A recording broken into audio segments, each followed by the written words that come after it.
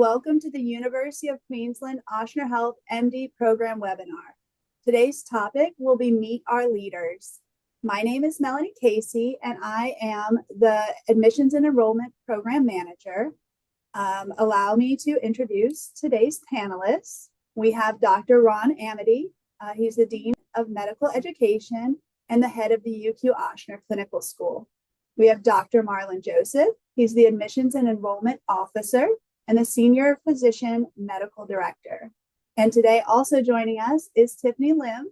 She's a fourth-year UQ-Ochsner student and our incoming fourth-year OMSA President. We also are joined by Kathy Harrell and Pete Carlstein, who will be manning the chat. Let me provide some chat room instructions. You may begin to enter questions in the chat room as soon as we begin. Our chat room facilitators will be able to respond during the webinar and after the presentation. We will hold some questions back to be answered by our panelists at the end. Feel free to turn your camera on. And then let me share this slide. Since our school is a unique partnership between the University of Queensland and Ochsner Health, this shows the location of the two campuses. All right, Dr. Amedee, you ready to take it away? Ready to go. Thank you. Good afternoon, good evening to you, wherever you are in the States or abroad. I'm Ron Amedee, and it's my privilege to serve as the director of the University of Queensland Ochsner Clinical School here in New Orleans. This particular slide is kind of difficult to read about things that you've done in your past medical career, but just suffice it to say, I have been in academic medicine for over 4 decades. I'm a board-certified otolaryngologist, ear, nose, and throat surgeon, and I still practice. And I have been affiliated with the Ochsner Clinical School indirectly since 2009 and more directly since 2013. Next slide. As you saw on the slide two previous ago with the map where the location of Australia and University of Queensland is and where New Orleans is in North America, we are separated only by a common language, but also about 11,000 miles by airplane. We happen to be the two largest cities, that is Brisbane and New Orleans, the two largest cities or metropolitan areas in our respective states. And we're both located on major rivers. In the case of Brisbane, the Brisbane River, and in New Orleans, the Mississippi River, very close to the location where the river actually spills into the Gulf of America. Both cities are excellent locales to live, to learn, and when you have time to enjoy yourself, to play in also. We might hear a little bit more about that from Tiffany later on. This particular slide is also important because it points out some of the unique aspects of both of our institutions. The University of Queensland, regardless of what type of international or global rankings you're looking at, has always been a top 50 university and currently is also. It consists of 5 faculties, and don't ask me to name them all, but there is a faculty of business, there's a faculty of medicine, there's a faculty of law, etc. It's 30+ teaching and research sites throughout the state of Queensland, and it also is constituted by 8 research institutes. In New Orleans, Ochsner Health is made up of 46 hospitals and 370 health centers throughout the Gulf South, not only the state of Louisiana, but also Mississippi, Florida, and also into the Carolinas. Here in New Orleans, we have 4,700 plus employed and affiliated physicians, making Ochsner one of the largest or the largest private employer in the state of Louisiana at over 40,000 employees. The Ochsner Clinic is also made up of 90 plus medical specialties, and according to the U.S. News and World Report rankings for the past several years, has maintained its status as the #1 hospital or health system in the state of Louisiana. Next slide. I'd like to share with you how our students actually perform over the past several years in our program. Next slide, please. How do we perform on the USMLEs? I think that's an important question any applicant to medical school should be concerned about and wondering what are their options for doing very well in these particular examinations. You might see in step 1 that all the students year to date, we've got an 89% first-time pass rate. and that there was a difference from 24 and 25 where the USMLE Step 1 went to a pass-fail format. And you can see we had 92% pass first time in 24 and 85% in 25. In this current year, our third year's 89%. We still have about, I think, 9 students that are scheduled to take the exam between now and actually Christmas Eve. On step 2, you can see that there is a numeric value there, and you can see our first-time pass rate on that as a clinical school. And also you can note that the average scores have increased, particularly in the past 2023, 24, and 25. The national average right now on that particular examination is hovering around 245. Next slide. How do we perform in the match? That's another question. You're going to be choosing a medical school here in your future to put under your belt 4 years of medical education. Then you're going to be applying to a medical residency. And you want to make sure that all that time in medical school positions you quite well to do well in the NRMP match process. You can see in the first column under the number of positions that the number of positions in the match from 2016 to 2025 has gone from a little over 27,800 to over 43,000. Total number of applications in that time frame has also gone from 35,000 to a little over 47,000. You can see the UQ-Ochsner match rate through those years, and I'm happy to say that our cumulative average through those years is 96.5%. Why do I bring that to your attention? Because our counterparts in U.S. medical schools, the MD seniors column, has averaged over that same time frame anywhere from 93.5 to 94%. And also the USDO seniors has been just a little behind the US medical seniors. And the non-US IMGs have been hovering for an average of about 56% during this period of time. So I think in that regard, we position our students extremely well for success in terms of the matching process. Next slide. The 2025 match that took place in March of this year helped our students attract programs in many prestigious residencies throughout the United States. A small sampling are listed here on the left column. And you can see that our graduates now, because they've completed their medical training in November, will be working in the following specialties that you see listed here. This is just a small sample of all the specialties that our graduates have positioned themselves in since we have been matching. We have students now that are in neurosurgery and pathology and otolaryngology, etc., dermatology, all the specialties that you can think of. We have students that have graduated and found residencies in those respective specialties. Another thing I think that's important to bring out is a lot of our students go from their residencies to do quite well in chosen fellowships. And a lot of our students in their residencies serve as chief residents, another distinction that positions them quite well to perform very, very well in their chosen specialty. Next slide. One of the things that we have done since our students have participated in a match in 2012 to 2023, we have data during that period of time, is that we send within the first 6 months the program directors that our graduates have matched into. And we ask the program directors, would you please tell us how our graduates are performing in your residency?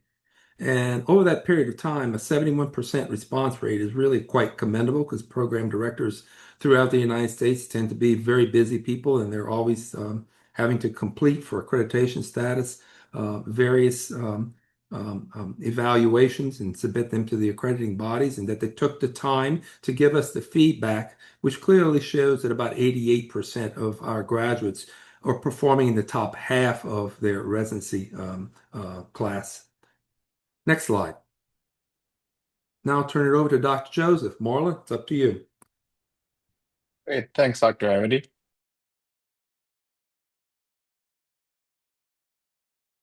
Too late to be considered for the current application year, but we can help with those determinations should the time come. Next slide, please. The other major requirement we have for an application to progress is to have a B to an A grade point average on your key degree. What do I mean by key degree? that is your primary degree, which for most folks ends up being your bachelor's degree or potentially your master's if that is your terminal degree. Um, for this GPA, we do take your GPA and scale it to the 7.0 scale, where 7.0 equals a 4.0 for the US system. And this GPA does not include any community college or post-baccalaureate degree coursework, importantly. Next slide. So finally, once we've taken your GPA and your MCAT scores and compiled them, we're going to give consideration for those who we would like to extend an invitation to do our multiple mini interview round. So for this round, we announce the dates in advance. We invite our applicants who have a complete application to participate in what's considered a fairly personal interview setting. We have you interview with 8 folks over at our institution, and we evaluate several domains or qualities that we consider to be important in those who are pursuing the profession of medicine, such as kindness, compassion, and verbal communication skills. And these are all conducted via Zoom or remotely, so the barrier of travel has been alleviated for you in that regard. Next slide. A little bit about the academic calendar year for our program, which is fairly unique. So we have an application cycle currently open for January of 2027 and January of 2028 because we have just completed our January 2026 class cycle. So in the Australian system, classes start at the beginning of the year. So January, the end of January, beginning of February, for instance, February 3rd, 2025 was the beginning of this academic year, which concluded in November. Should you matriculate, you will find that you will get a few week-long semester breaks throughout the year, and the last day of class is usually at the end of October, after which you'll have a study week and an exam week, and then you'll be able to return home for winter break. So students stay on break until classes resume again in the beginning of February. And this is important for your first 2 years that you will do in Australia. Next slide. So one of my final slides, I just wanted to summarize what the application process entails. Because we want to remove barriers for those who are considering this unique international and domestic US pathway, we've made the in-house application free of charge. And we know that this is a unique thing amongst applications when you're applying to many different medical schools, and we consider it an advantage to you to consider us. We also do not require any secondary applications, and we do not require any letters of recommendation at this current time, in addition to any personal statements. So we really do take heavily from a weighting perspective, the GPA as well as the MCAT, in addition to the MMI round once you progress to that point. From the standpoint of prerequisites, there are only 2 required prerequisites from a science perspective. We do require a cell and molecular biology prerequisite in addition to a systems physiology course. If there is a question with respect to whether or not your application does include these prerequisites, there is a matrix that we can help you with from an international admission standpoint to determine if your previous coursework does satisfy those prerequisites. And then finally, you are encouraged to start an application even without a present MCAT score. You will not be considered to sit for an MMI round should you not have an MCAT score. But if you are considering applying for these current application cycles, you can upload a letter letting us know when you will take that MCAT with your test date included. And then we will continue to follow up with you in order to make sure we get your application processed appropriately. Next slide. And lastly, for those who are considering about the cost of medical education, we do know that medical education is an expensive endeavor, pretty much wherever institution you attend, domestically or abroad even. But Ochsner is committed to not only defraying some of the cost for those who attend our medical school, we want to encourage those to go into some of the primary care professions that are listed here. So this scholarship was started for those who are applying as students into residencies in either family medicine, internal medicine, combined internal medicine and pediatrics residency or psychiatry at this time. So that is something to consider if you are interested in any of those specialties at this early period of time. And with that, I will introduce our next panelist, which is Tiffany Lim. Good evening, everyone. I'm Tiffany. I'm a rising fourth-year student and the OMSA President. I guess a little bit about me. I am originally from California, San Jose Bay Area. I always knew I wanted to be in healthcare. That part was never really the question for me. It's whether I wanted to be kind of in the background doing research or patient-facing. After I graduated from undergraduate at UC Davis, I decided to try the research route first. And I loved it. I loved doing research, but the whole time I couldn't really quite shake this persistent feeling that I still wanted to be patient facing and be a doctor. And that idea never went away. Around the same time, I knew someone from undergrad who had just graduated from the UQ-Ochsner program. So I reached out to him. And when we were talking about his experience, there's this shine, this twinkle in his eye. And that's when I knew that he loved this program. And I think that's when I first started looking into the program. What really attracted me to the UQ-Ochsner program is the international aspect of it. I actually grew up abroad because of my parents' work. And so I knew I wanted some sort of international elective or international portion of my medical education. And so, this was kind of the perfect marriage between medicine and the international aspect. And a part of that too is, when am I ever going to spend 2 years of my life living in Australia? That was kind of one of the biggest selling points. That was the excitement. I knew choosing a program that classifies you as an IMG was a risk, but I think the match rates and the statistics that Dr. Amedee showed you earlier kind of speak for themselves.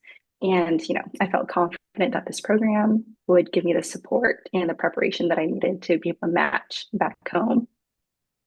So a little bit of my overview of my time in Australia. It was absolutely incredible. The first few months of the first year kind of feels like a fever dream in the best way possible. You're learning a brand new city, you're meeting hundreds of new faces and adjusting to the whirlwind that is medical school. And, people always say that your first 2 years of medicine is like drinking from a fire hose, and that's completely true. But what makes it super manageable and enjoyable are the people you go through it with, and your friends and your classmates quickly become your lifeline.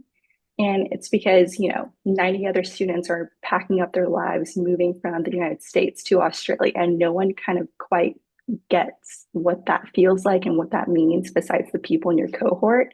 So we all got super close, super quick.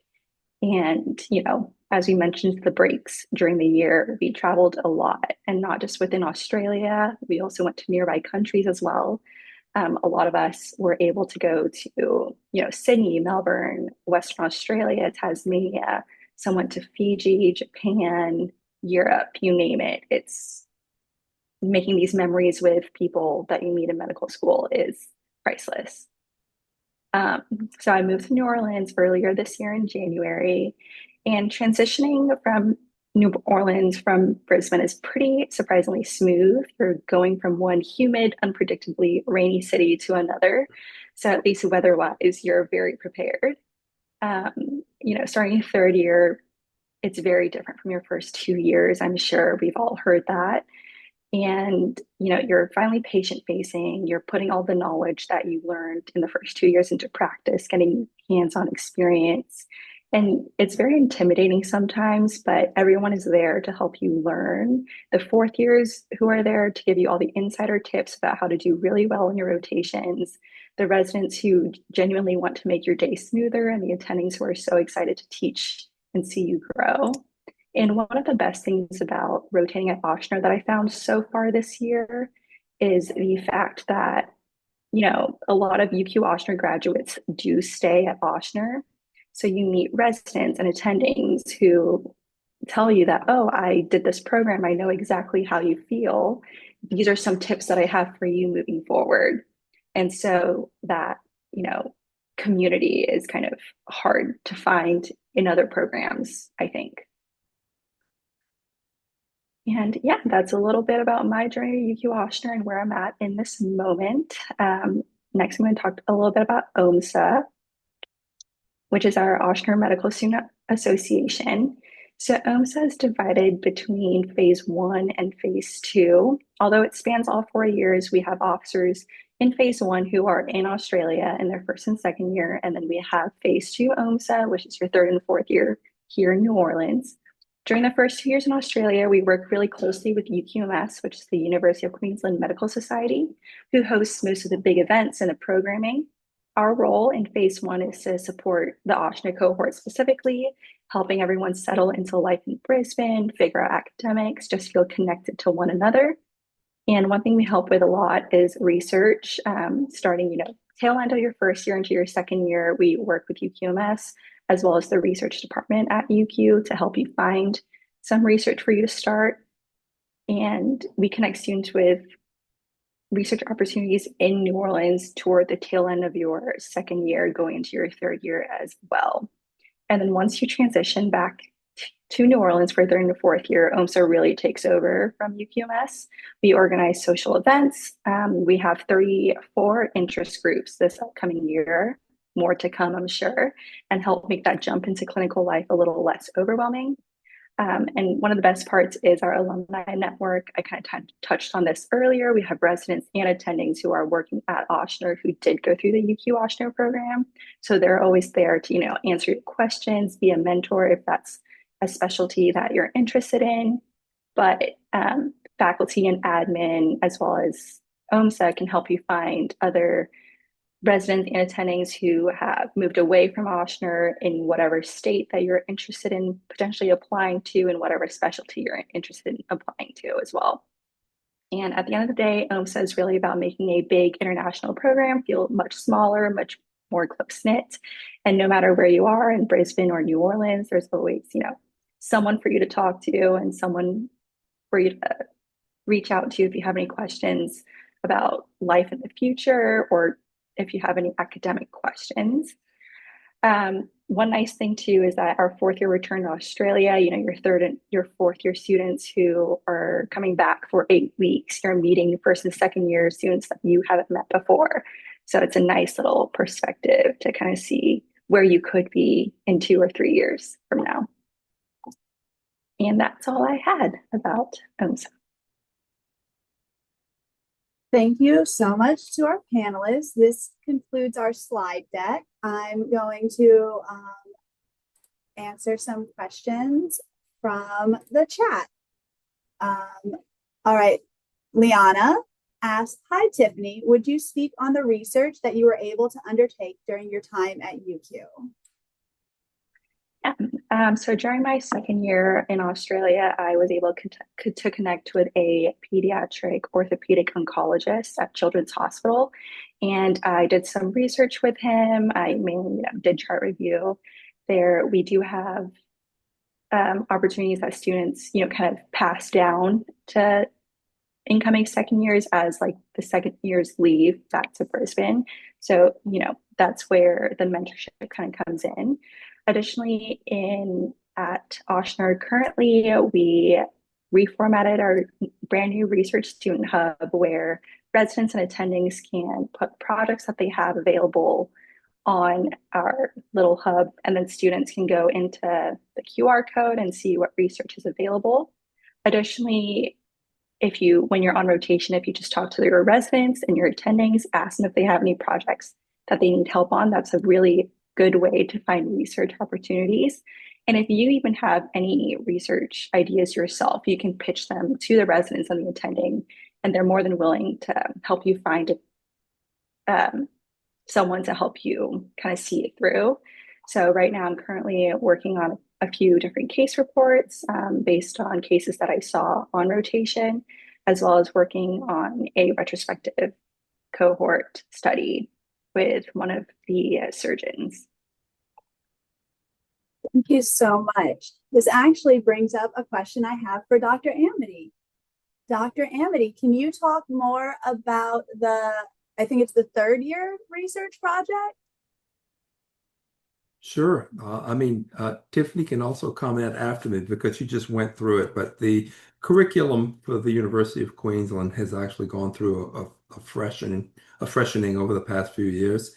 And this past year, 2025, the third year represents the new aspects of the curriculum, and incorporated in that is a longitudinal research project, which actually takes 4 to 5 students that work as a group throughout the entire year, cohort that works throughout the entire year, with a faculty member that has ongoing research in a specific area that group of residents has actually um, um, mentioned that they would like to work with. So we're trying to pair the students and their interests with what is happening, particularly in the respective departments throughout the health system.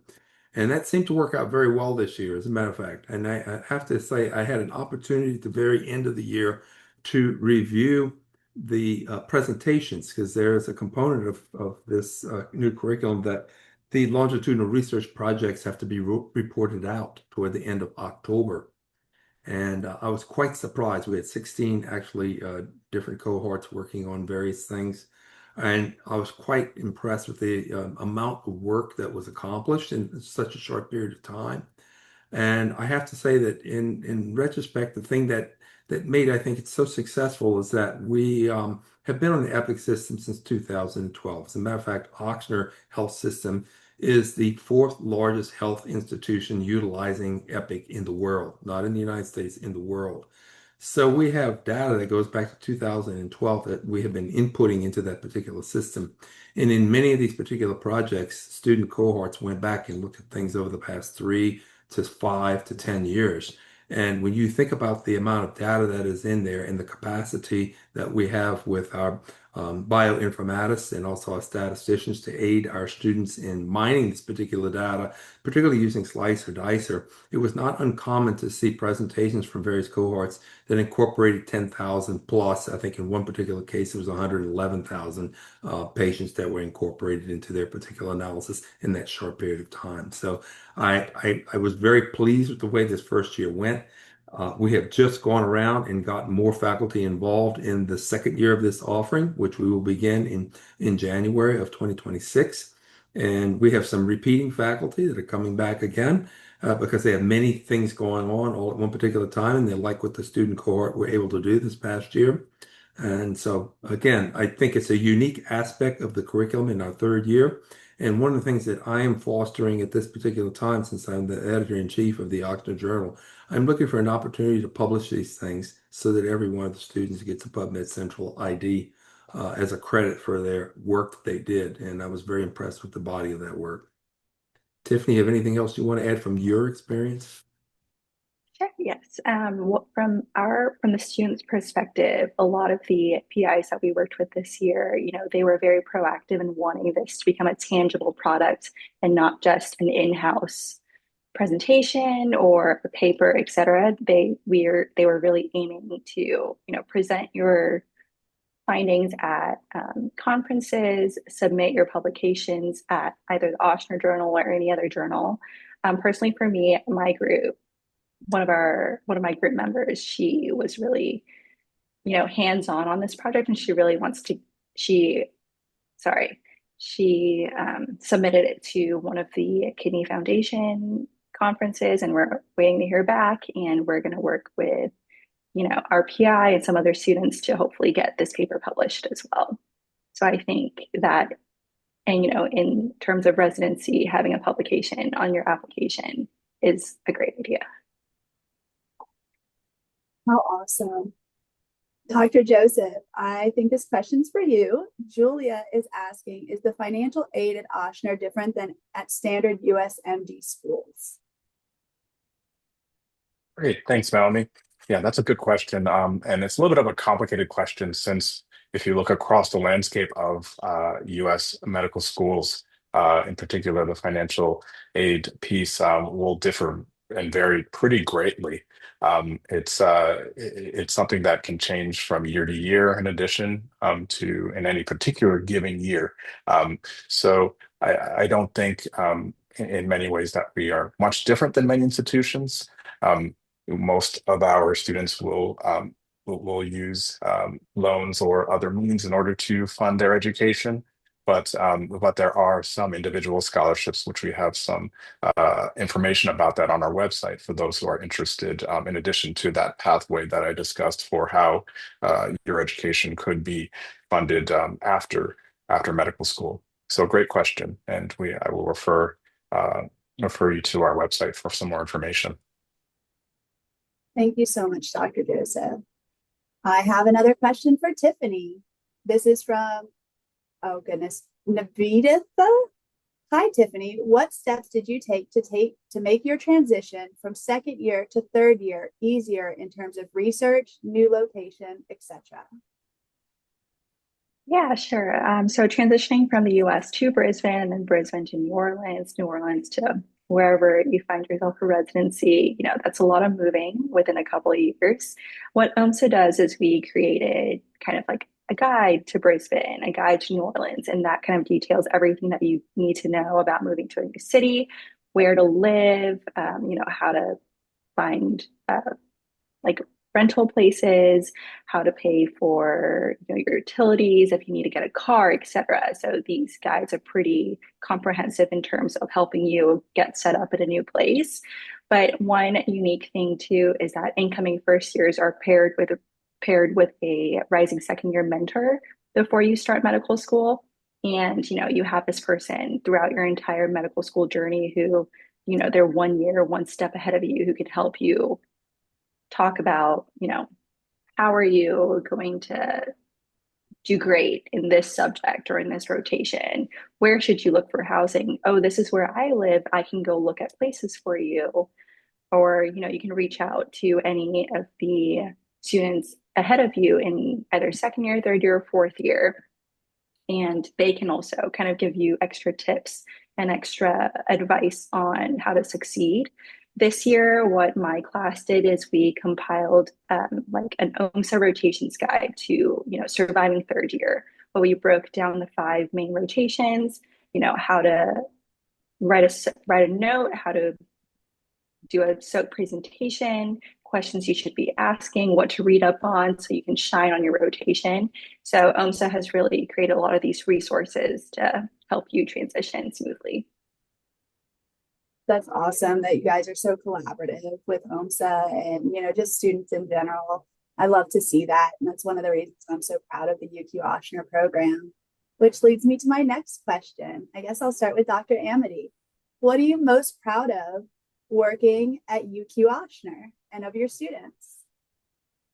I think Tiffany kind of stole the thunder from my answer to this particular question, but one of the greatest pleasures of my life is standing on stage for culmination, graduation at the end of the 4 years of medical school, and handing these graduates their diploma from UQ-Ochsner.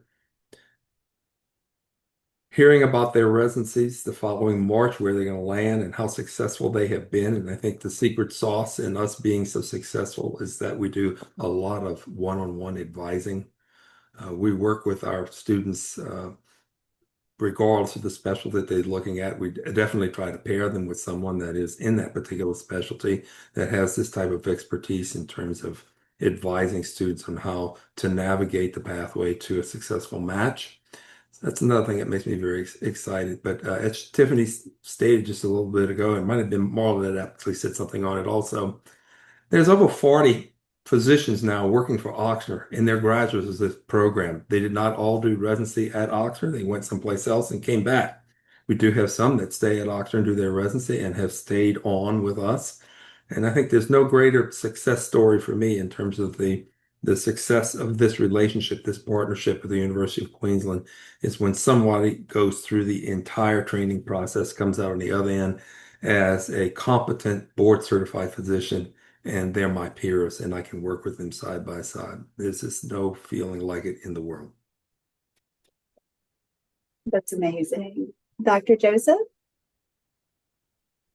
Yeah, I'm going to say something that's very much piggybacking off Dr. Amedee, in that of course, I'm most proud of our students, and a corollary to that match day ceremony that we do, where we celebrate our students and their success when they get to see where they're going on to residency, is the white coat ceremony, where we do it a little bit non-traditionally. Since our students are returning to the States from Australia, we do that at the beginning of their third year, so that we kind of have their triumphant return to the States, and they embark upon those clinical years with us after that. So seeing them progress from that point into the fourth year as they go through that rotation, I'm very proud of the fact that these students don't have any quit in them. They resist the urge of senioritis, and really push through and show that they are remarkably well prepared for residency, which is impressive. Since yeah, Dr. Amedee and I remember those days. The senioritis hits pretty hard in the fourth year. Yeah, like before Christmas. Exactly.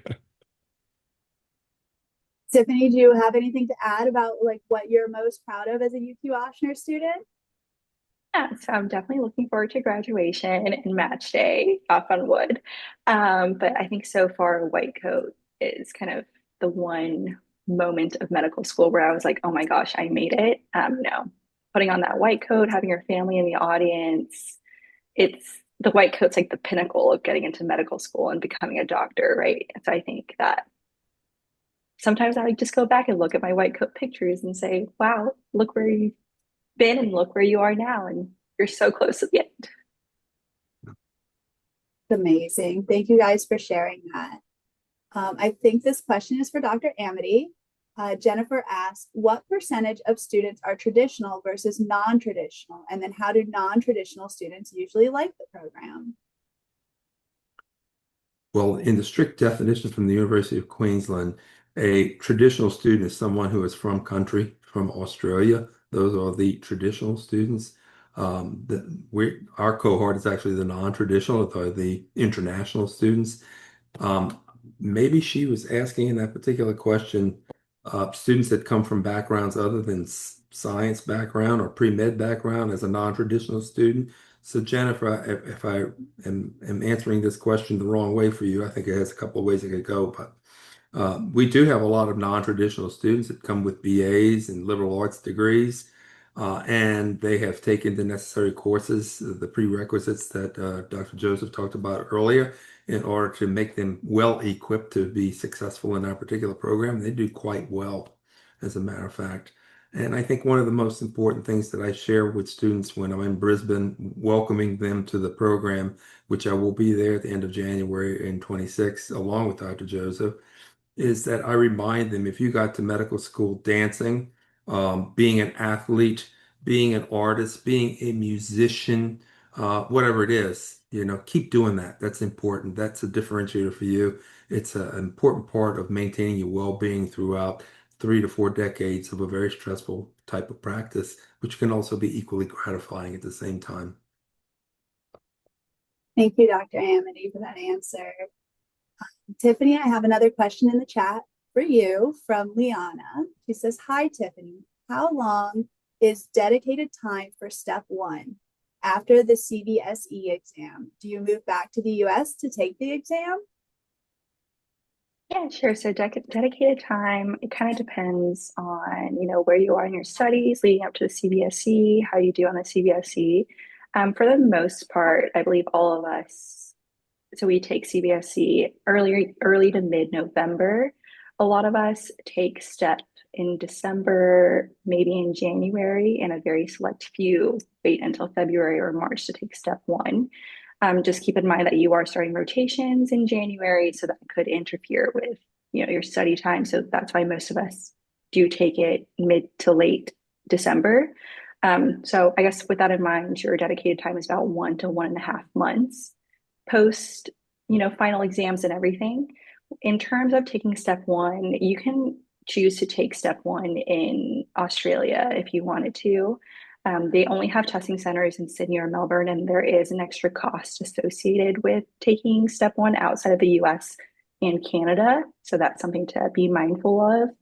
But most of us do come back to the United States, come back home and take step 1 here. That it is quite a tight turnaround, as you kind of alluded to, because you do move from Australia home, take step one, and then immediately turn around and move to New Orleans. But I think it's been pretty manageable for everyone so far. The correlation, Tiffany, on the CBSE examination that's given at the end of the second year, if you pass that outright, the sooner you should take the USMLE examination, because if you wait until February or March and you're not continuing in your study progress, you're going to forget everything that helped you pass the CBSE and you will not pass step one. So it's very important, whatever the time period is, a month or 2.5 months, you need to continue your studying in that particular time and amassing and growing your knowledge base so that you can be very successful in USMLE. Thank you both. So this question is for the whole panel. And guys, you can put more questions in the chat. But like we know, being a physician, being a student, like practicing, being in medical school is very stressful. So what do you guys do to de-stress? Who would like to take that first? I'll start with that one. So one of my biggest de-stressors is also a little bit of a handful. My third grade son, who keeps me quite active with backyard soccer practice and his own multiple teams of soccer. But of course, being with the family is often rejuvenating and recharges the batteries. When you've had a busy clinical week. I got to medical school on a music scholarship. So the person, Jennifer, when you asked about atypical students, I was a liberal arts major right up until my end of my junior year in undergrad. And so I love music and I listen to a lot of music, particularly when I'm stressed. If I'm between patients and have a moment or so to just kind of calm down, I'm probably listening to music. I love all forms of jazz and classical music, and that helps calm the beast, so to speak.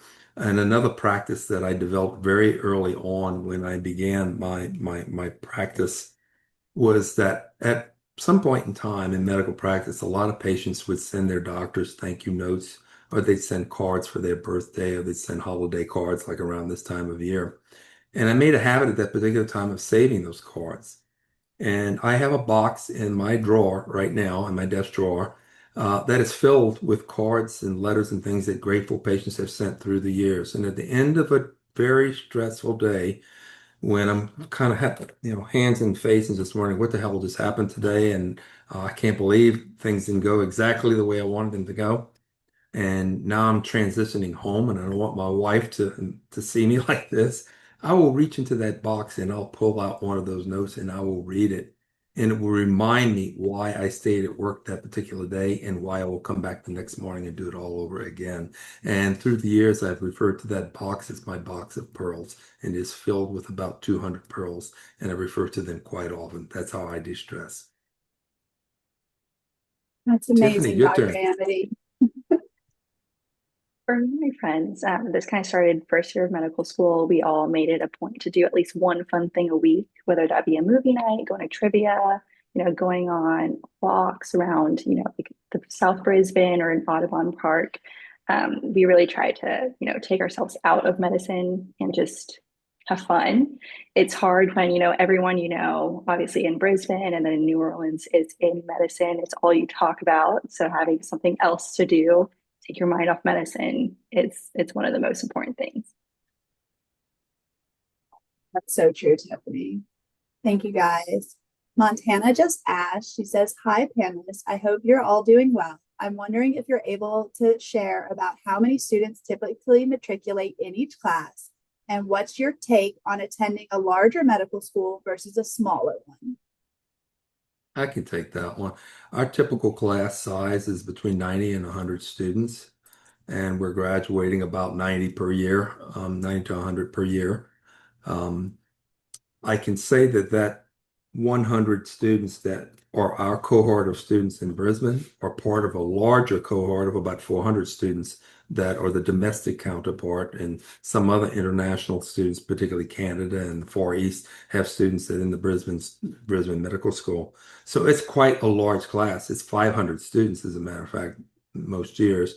And then about 100 of that belongs to us and comes to us. So when they move to New Orleans, they're not one of 500 anymore. They're one of 100. And I think they get a lot more individual attention. There's a lot more mentoring, a lot more opportunities for focused teaching and focused counseling. And I think we do a very good job with that. Not to say that in Brisbane they do a great job even with the larger numbers, because their facilities are much more expanded than we have in New Orleans for that, based on the size of the cohorts. But I think that's an important thing. Thank you, Dr. Amedee. This question's for Dr. Joseph. It's from Hannah.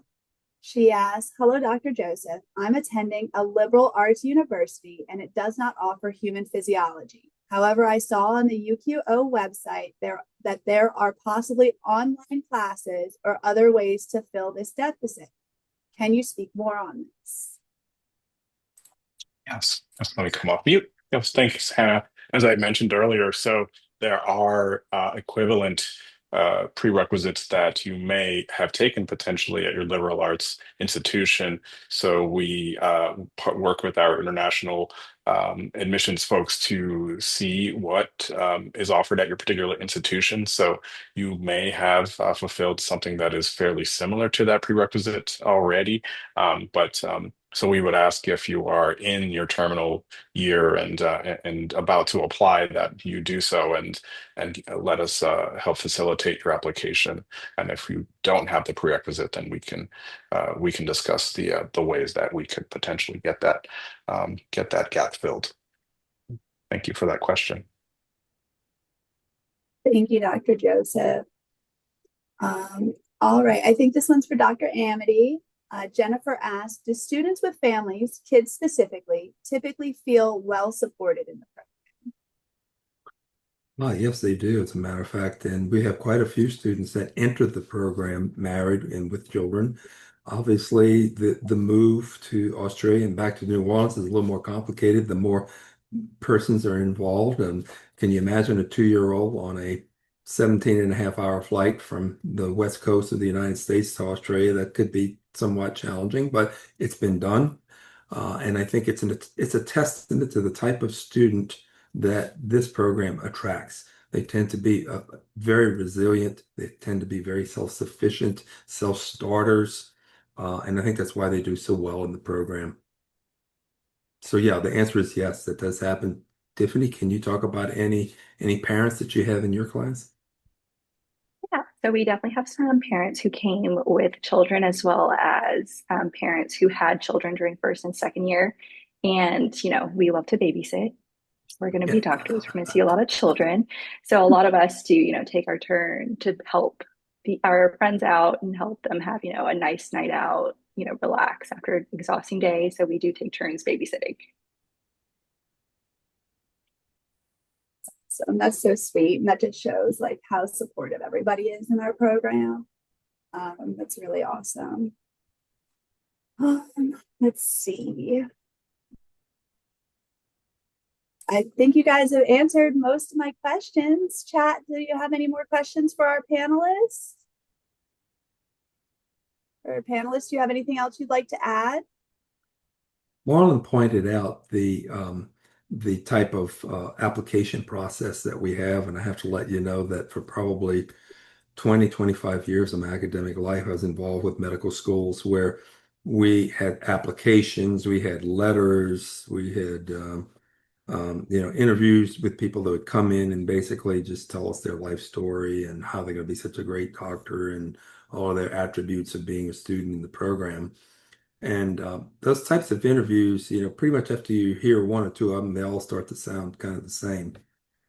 That's not the case with the MMIs. The MMIs, you got to realize, I have not looked at your application. When you're interviewing with our program, nobody that's interviewing you has seen an application. We don't know the history. We don't know where you went to school. We don't know what you majored in.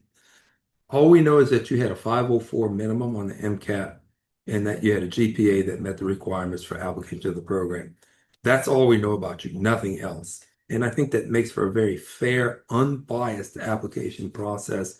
And it's a privilege to go through that particular process and see what comes into the program on the other end. I'm probably even more surprised when I meet them face to face for the first time in Brisbane. So it's a powerful way to interview and to select people to a very competitive program.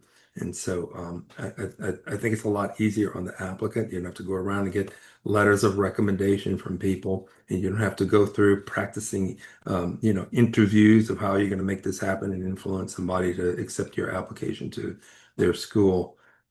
This is extremely fair, extremely unbiased. It's quite unique, and I wish I had been doing that all the time. Right, yeah, and I'll add to Dr. Amedee's um, comments about the MMI process. So as we receive your application, if you're interested in applying, remember that we have several ways to nurture you as you think about our program. We know it's a big leap to think about an international hybrid program like ours. So we have the ability to connect one-on-one with an excellent student, such as Tiffany, who volunteered her time to be able to talk to you all, and then we have additional information that we can provide. So definitely don't be shy, and we hope that we see you on the other end in the application cycle. There's student support and counseling that's available in Brisbane, and it's seamless when you come to New Orleans. And even when you're in New Orleans utilizing our facilities, you can still tap back into the people you may have established a reputation with through your first 2 years in Brisbane. So a lot of support services for our particular students. We realize it's different. It's a long way from home. It's away from family and friends for a period of time, but it's well worth it. And what comes out on the other end in terms of our product and success stories that we have, it's quite unique and it's quite different. You have a heck of a story to say when you do interview for residency and they say, "We see you went to this program.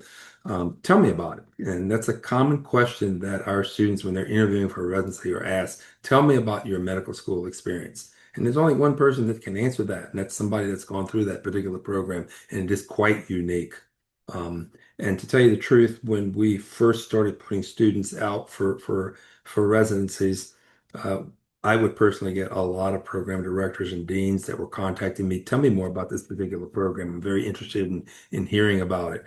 And now that we've been in the business, so to speak, for as long as we have been, the program is well known throughout the United States. The program speaks for itself. We now get a lot of program directors and deans that are calling us and saying, "Hey, I accepted one of your students in my program in the last 5 years. Who's qualifying that might be able to come into our program this year?" They're contacting us. They are trying to successfully match you ahead of time. So those types of contacts have been established. Very reputable organizations all throughout the United States, but our graduates speak for themselves and they sell the program once they leave. Absolutely. Thank you, Dr. Amity. And I definitely hear from some of those programs when I'm out on the road, because they're like, "Oh, I know your program. Like, we took one of your students last year. We can't wait to take another one," which is really awesome to hear. And it makes this program just so easy to recruit for. Um, I think I have enough time for one last question for Tiffany. I saw you were typing. Liana asked, "Hi, Tiffany. Could you describe what your classmates are like? Are people friendly and collaborative, and do students tend to study together?" Yeah, I can definitely say all of my classmates are super friendly, super collaborative. We all share resources. If one of us finds, or one of our like Australian friends has a resource that's super helpful with UQ exams or um, mini CXs, which is our clinical examinations and the OSCE, we'll share it into our group chats and everything. So everyone's kind of on the same playing field. And from what I know of the year above, as well as the year below, they're also super collaborative. I think even within the different year groups, we share resources to, kind of help everyone get to the same finish line. And then in terms of studying together, I think that kind of really depends on your personality and how you study. So for me personally, I'm an independent collaborative studier, if that kind of makes sense. I like to study by myself, but with other people. So I'm pressured into studying. But I'm not one of those people that kind of sit there and have PowerPoint presentations with a group of friends. That's not personally how I study, but I know there are people who do study like that, and they do have friends in the Ochsner cohort, as well as the Australian, the Canadian, the international cohort that does study with them. So I think that is more how you study and what works best for you. But definitely people do study together. Thank you so much. And in the interest of time, I would strongly encourage everyone to sign up for our next webinar. It will be in January, and also get those applications submitted. And then I'm going to yield the time back. Thank you so much, panelists, and thank you for all those in attendance. It's been a great webinar. And thank you so much for, meeting our leaders here at Ochsner UQ, or at UQ-Ochsner. It's amazing to see everyone together. And yeah, thank you so much, guys. Have Thanks a great everyone. evening. Happy holidays to you and your families. Happy holidays. Bye-bye. Thank Happy you. holidays.